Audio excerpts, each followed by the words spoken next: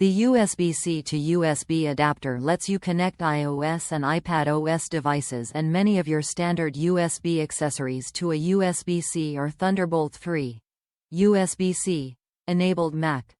Plug the USB-C end of the adapter into a USB-C or Thunderbolt 3 USB-C port on your Mac, and then connect your flash drive, camera, or other standard USB device.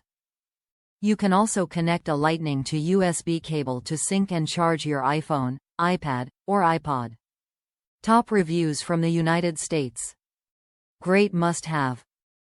As usual, Apple products are different from Android, at least when I bought mine. I see Apple has again changed their mail plugins. Wish they would stop changing add-ins. The cord is a must-have, and because I let someone borrow it, guess $20 is nothing to them. Anyway, this USB to C adapter is a must with any iPad, MacBook or laptop, so get it, you'll need it. Thank goodness for these. New iMac does not have USB slots. These are working great. I can now transfer files I need to my new iMac.